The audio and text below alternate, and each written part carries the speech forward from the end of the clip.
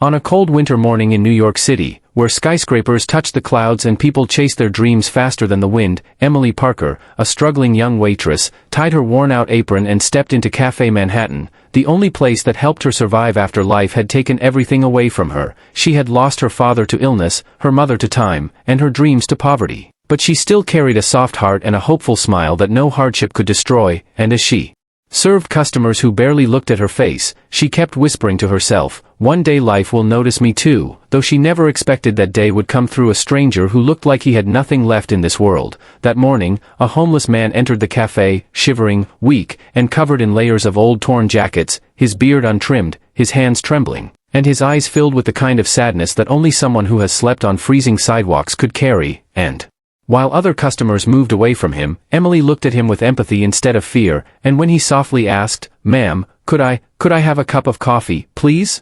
I haven't eaten since yesterday," Emily's heart melted, because she knew the pain of hunger, she knew the humiliation of asking, and without waiting for permission from her rude cafe manager, she smiled warmly and said, "Of course, sir, please have a seat," and even though the man had no money, she paid for his coffee and a sandwich from her own pocket, money she had saved for her rent. But kindness was more important to her than a few dollars. As she served him, the homeless man's eyes filled with tears, and he whispered, "Why would you do this for me?" And Emily simply replied, "Because sometimes all a person needs is a little kindness to stand again." And the homeless man ate slowly, gratefully, as if every bite was giving him strength to breathe again. Other employees mocked Emily, saying she'd never get a tip from someone like him, but she ignored the noise and focused only on the old man who looked like the world had forgotten him, and when he finished, he thanked her with eyes more sincere than any rich customer she had ever served. Before quietly leaving the cafe, Emily didn't know that this tiny moment of kindness was about to change her destiny. The next morning, the cafe bell rang again, but this time a tall,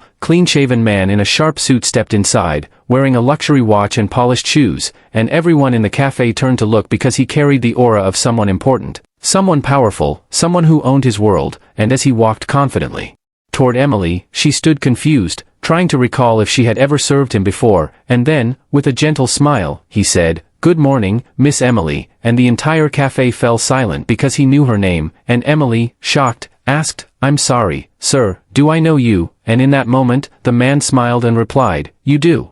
I was here yesterday, but I didn't look like this." And before Emily could process his words, he continued, "The coffee and sandwich you bought for me, you didn't ask for anything in return. No judgment, no hesitation. Just kindness. And that kindness deserves more than a thank you." And Emily's eyes widened as she finally recognized the familiarity in his voice. It was him, the same homeless man, transformed like a completely different person. Gasps echoed in the cafe, and Emily covered her mouth in disbelief, whispering, "That was you?" And he gently nodded, then leaned closer and said words that changed everything. "Emily, I own this cafe. Not just this one, this entire chain." The room froze, her manager nearly dropped his notepad, and Emily, speechless, stood trembling as the man continued, "My name is Christopher Raymond. I own Manhattan Brews. Yesterday I walked in disguised because I wanted to remind myself of the world outside money, the world most people ignore. I see greed every day, but yesterday, I saw humanity. I saw you," and as tears formed in Emily's eyes, Christopher said, "You didn't just serve coffee. You restored faith in kindness. And I will never forget that." And before she could respond, her manager rushed over, suddenly pretending to be humble, but Christopher stopped him and said coldly, "I know how you treat your employees. Especially her. From today, you are no longer in charge." And with one signature, the rude manager was fired on the spot, leaving everyone stunned. Christopher then turned to Emily and said, "I came here today for one more reason. I want you to manage this cafe. I believe in you." And Emily shook with disbelief, crying softly as employees stared in shock. She had worked for pennies, yet life was offering her a crown she never dreamed of. She whispered, "But, why me?" And Christopher replied, "Because you gave when you had little. That's real wealth. And people like you deserve to rise." Then he handed her an envelope with a managerial offer, a salary she had never imagined, and a future brighter than anything she had prayed for during lonely nights. His words healed scars she never spoke of, and Emily couldn't stop crying, not from sadness, but from gratitude, as the cafe customers applauded. Witnessing a moment that felt like a miracle in a world that rarely rewards goodness, Emily accepted the offer with trembling hands, whispering, "Thank you for believing in me," and Christopher smiled, replying, "No, Emily. Thank you for reminding me of humanity." and from that day, Emily's life changed forever. She rose from a struggling waitress to a respected manager, and every time she brewed coffee, she remembered that kindness is never a waste. The world may ignore it, but God never does. And to everyone listening to this story, let Emily's journey remind you that one small act of kindness can open doors you never knew existed. So if this story touched your heart, make sure you subscribe to our channel.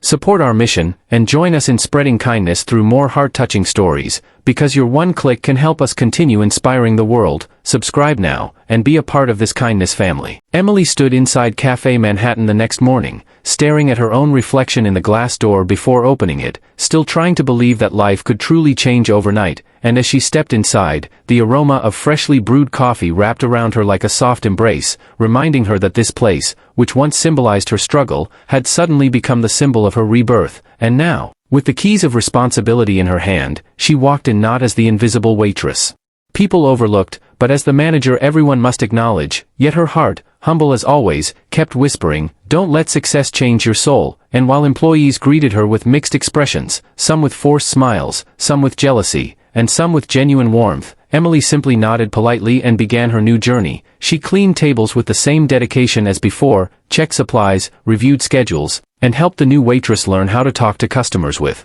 kindness instead of exhaustion. And even though she now had authority, she chose leadership through empathy, not fear, because she remembered every tear she had shed in the back room when the previous manager had humiliated her, and she silently promised herself that no employee under her watch would ever feel small, powerless, or worthless. Hours passed, and while she was reviewing the monthly report in the office, a knock on the door pulled her back to the present, and she looked up to find Christopher standing there with a soft smile, holding 2 cups of coffee, and Emily stood respectfully, thanking him as he stepped inside, saying, "How's my new manager doing on her first official day?" And Emily shyly replied, trying not to mess up, and Christopher chuckled, answering, "If anyone can lead with heart, it's you." And for a moment she saw something in his eyes, not romantic love, but a deep respect, a rare human connection that is built not by chance, but by souls that recognize each other through struggle. They sat together and discussed improvements for the cafe, and Emily suggested starting a kind cup program, where customers could pay in advance for homeless or hungry people who couldn't afford a meal. And Christopher's eyes lit up with admiration as he said, "Emily, that's brilliant, kindness feeding kindness," and he approved the idea instantly. But while life seemed to move beautifully, the universe never allows a smooth road forever, and soon,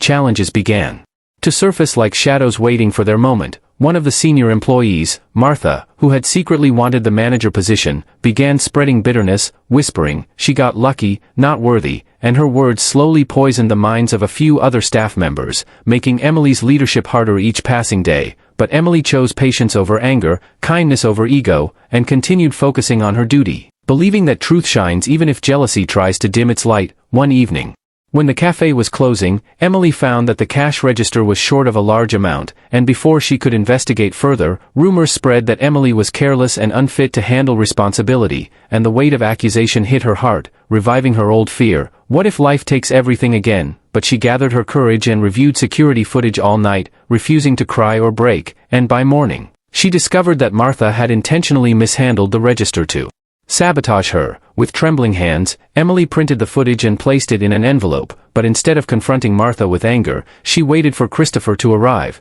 because she believed in fairness, not revenge. When Christopher entered the cafe that morning, Emily explained everything calmly and handed him the proof, and after watching the footage, his expression darkened, not with rage, but with disappointment that someone under his roof would try to destroy a good soul out of jealousy, and he called Martha into the office. Martha entered with fake innocence, expecting Emily to be scolded, but instead, Christopher turned the monitor toward her, and her face went pale as truth cornered her completely. She began shaking, stuttering excuses, but Emily raised her hand gently and said, "Stop. I don't hate you. I just hope one day you understand that tearing others down doesn't lift you up." And those words pierced deeper than anger ever could, and Martha broke into tears, apologizing repeatedly. Christopher asked Emily if she wanted Martha fired, but Emily shocked him by saying, "Give her one more chance. Sometimes people need mercy, not punishment." And Christopher stared at her in awe, whispering, "How do you stay this kind after all life has done to you?" And Emily smiled softly, replying, "Because if I stop being kind, then life wins and I lose, and I'm tired of losing." That evening, as Emily walked home through the quiet streets of New York, passing city lights that shimmered like fallen stars, She looked up and whispered a thank you to God, knowing that although shadows existed, she would face every challenge with grace, and she didn't know that someone from across the street was watching her, someone whose presence would soon bring a storm she never expected. Emily didn't notice the distant stare following her footsteps that night, but destiny was already turning another page in her life, and the next morning, as she walked back into Café Manhattan with renewed determination, she reminded herself that kindness must not bend even under pressure, especially now when she was trying to prove that she deserved her place. Business at the cafe began to bloom because customers felt the warmth Emily spread through every corner, and her kind cup program became a city talk in just a few weeks, attracting journalists and influencers who admired how one small cafe was inspiring compassion in a world busy with its own noise,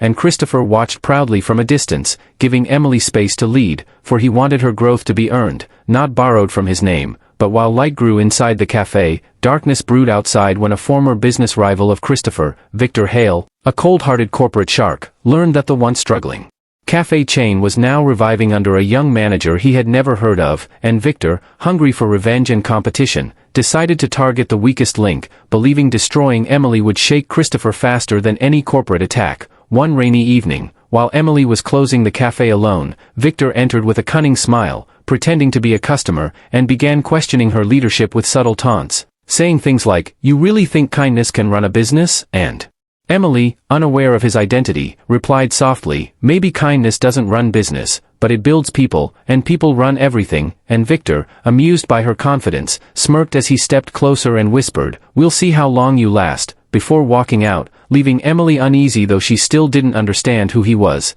The next week, strange hurdles started appearing, supplies suddenly going missing, vendors refusing to deliver, negative rumors spreading online, and staff members receiving anonymous offers to quit, all of which weighed heavily on Emily's shoulders, and although she tried to hide her stress, Christopher sensed her fading smile and one night asked, "Emily, what's happening?